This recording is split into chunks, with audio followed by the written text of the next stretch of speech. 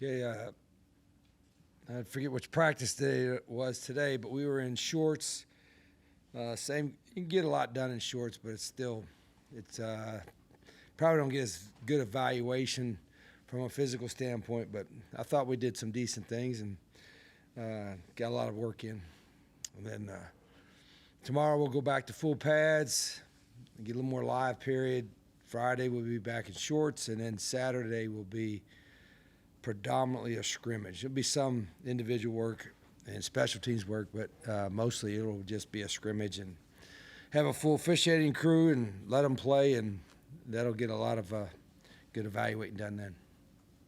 So Rich, yesterday we got to talk to Ryan Garrett, so it brings up wide receivers. So obviously your thoughts just in general, but also a few of the specific ones, including the guy that came with you from Jacksonville State, Cam Vaughn. What's his ceiling? How does he look so far? How good can he be? Yeah, we have actually three that came, right, with Jack State. Yeah. Cam, Jordan McCants, and Gerard Bowie. And Gerard's mostly in the slot. Jordan could play all of them, and Cam is playing all of them too. He's playing a little bit of slots too. But Cam's an athletic guy, was a high school quarterback, had a pretty good year for us last year, and still hasn't come close to reaching his ceiling. I mean, one of the fastest guys we got, and so and he could take hard coaching because we've been on him for a couple of years. But glad he's here. He had a pretty good day today. But all those guys, and I told them all three of those guys, the expectations from me or us are a little bit higher because they know the system, know how the operation works, and so they should take the next step in their development this year. Is he your best deep threat, or do you have others? We have others. I mean, Jade Bray can run. Justin Smith-Brown can run. Christian Hamilton can run. Logan Ramper's a big physical guy. He's a 215, 220-pound guy. And then Jarrell Williams and Preston Fox has been. And I'm glad he came back because he'll help us in, both inside and outside, and in the return game. So we got a pretty solid group. And then our slot. This is good a selection of slots I've had. When you look at Rodney Gallagher and Man Singleton and Gerard Bowie and even Armani Weaver. I mean, they're not big guys. Rodney's got good size, but we got some pretty dynamic slots, I think. You're practicing a lot of guys. How much do you need to see before you start narrowing it down a little bit? It's a fair question.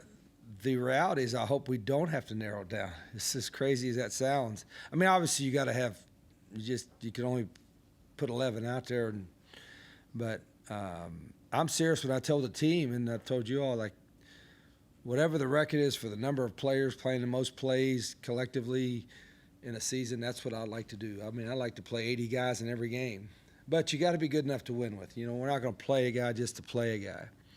But because, the way we do stuff, we're that obviously gives you depth, but we're hoping over the next 2 weeks that, we don't just have, we only have 15 guys on this side or 12 guys on this side of the ball ready to win with. I think we can have more than that. Is that largely dictated by the tempo? Not really. It's really just philosophy-wise of kind of, we try to be, kind of demanding in practice and run them, but we roll guys in and out. If you haven't seen a practice quite a bit, I mean, we're rolling 4 groups in, and there's, some young guys aren't going to be ready, and we're not. It's not a pipe dream. I know we don't have, 40 stars on both sides of the ball, but we're trying to not necessarily to establish depth. We're trying to find as many guys as we can that we can win with. How about operationally? You're working 5 different quarterbacks, and typically number 4, number 5 things get a little awry. Chaotic a little bit. How has it been for all those guys? Yeah, we're people say, well, you got to let the guy go in there and get in a rhythm. Like, I wouldn't put a quarterback in there and have him afraid to make a mistake. He makes one mistake, he comes out. But at the same time, we'll roll him in and out like every other position. In fact, because we have so many quarterbacks we're going to look at, that's even harder. So Rhett's managing that, and they're getting a lot of reps. And that's not the only reason why we're going to go live with the quarterback some. starting tomorrow. But that's in our mindset is that we got to be able to see, because it's a really good group. I think each one of them's gotten better every day, and they should. I mean, like any other system, not just ours. The more you're in it, and the more reps you take in it, the more comfortable you're going to get, and that's got to happen in the next 2 weeks. When they go live tomorrow, what's I guess maybe the number one thing you want to see out of them? Just running the offense and,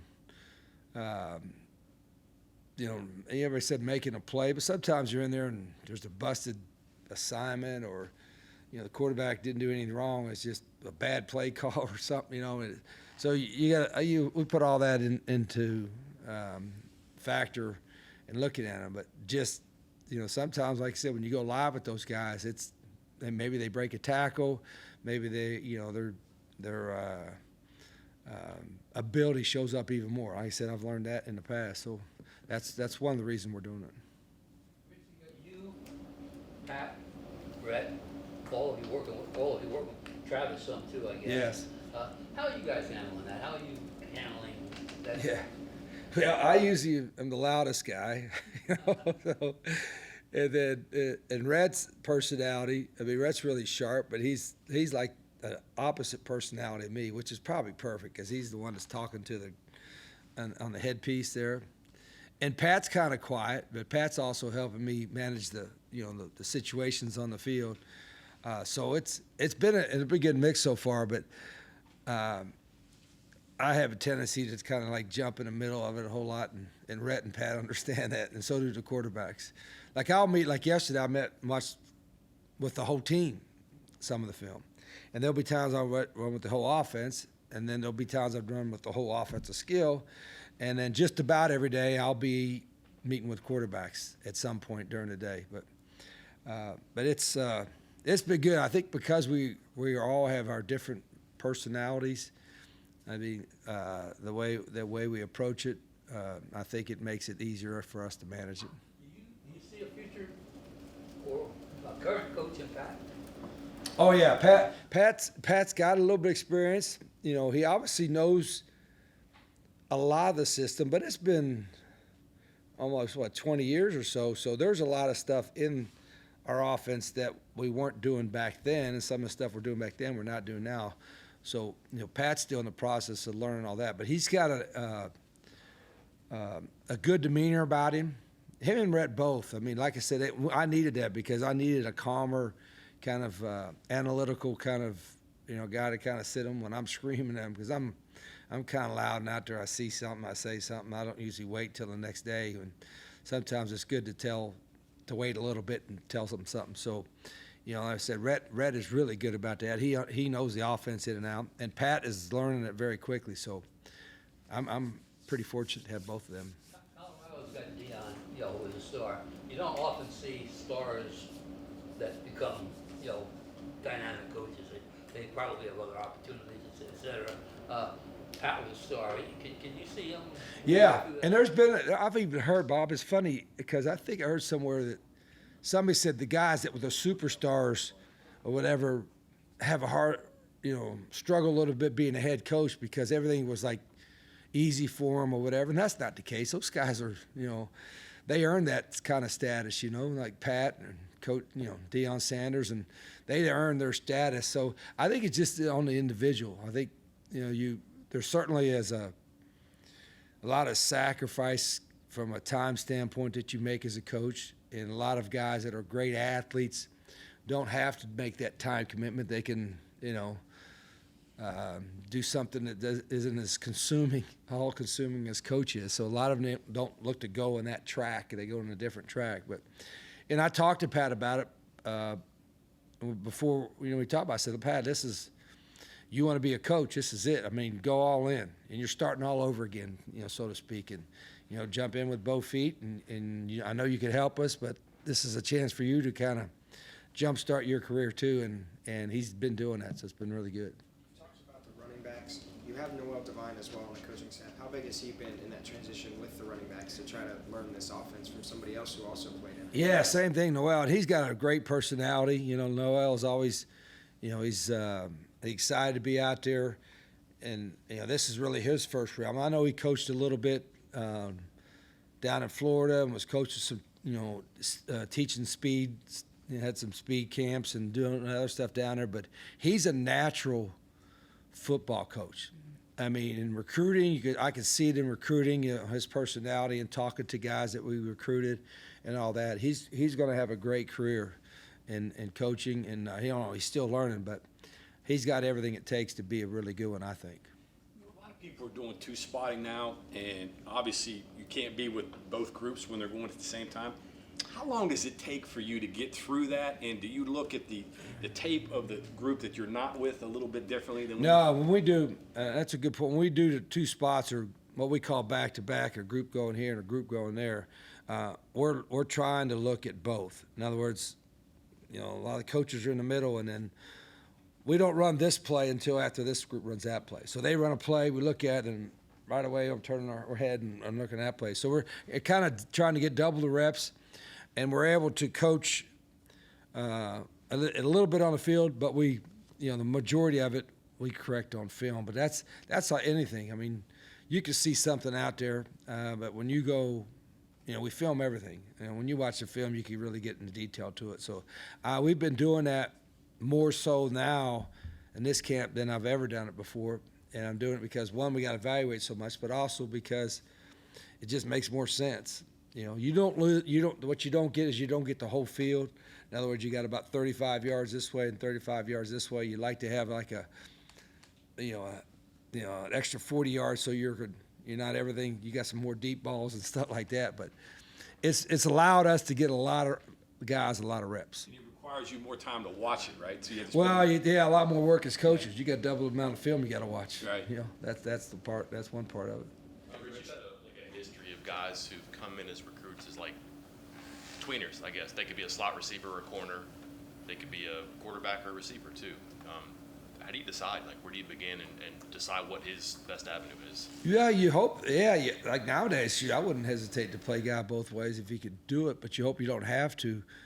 But you just try to get the best athlete you can, and then and I think it's fair to ask which position do they want to play at, because usually you get them there, and that they'll be more excited about that. So we'll always ask the guy, if you're a dual player on both sides, which one do you really want to play? And then we'll give them our honest opinion where we think they can have the most success at. And then if we got to change after we get here, we'll change. But there are, I would think there are, a lot of your best high school players, of course, play both ways, right? Why wouldn't they? And that's a good thing, But and we've got some of those. I don't think, and to your point, there's not really, and there's usually is some guys that we're looking at like, maybe we'll switch them from one side to the other. Right now, I don't think there's that many that we're looking at that, and it's not because they don't have the ability. It's just because I think we got some competition in all of them. The two guys you've named are different. Like Weaver could have been a corner. Yeah. Looks like he fits at slot. And then Vaughn, you say speed and quarterback. That sounds pretty inviting. And he actually become a good receiver. How did those end up going those ways? Yeah, when we were recruiting Cam Vaughn out of there, and he was a good athlete, we told him right from the jump, said, listen, you might get a day or two or a week or two at quarterback, but we think you could help us a lot earlier at wideout. And that's exactly what happened. He moved right away. And I sometimes forget that Cam doesn't have a lot of experience at receiver, and didn't have a lot until we played at Jack State. And that's why I think his ceiling is still way out there. What's that? Weaver, I like what Navani's done at the slot. I think his future is right there. Coach Nealon was at practice the other day. Yeah. Can you just talk about your relationship with him post West Virginia and now that you're back? Yeah, I mean, obviously I played for Coach when this place was first built. Worked here as a volunteer assistant, as a student assistant first, and then a few years after that as a volunteer assistant, and then obviously took over for Coach when he retired. So we kept in touch a little bit. When I was in, a few times I was back up this way. He called me a couple times on some guys, but it's great to see him. He's obviously a legend here and did a lot of things for our program. Okay, thank you.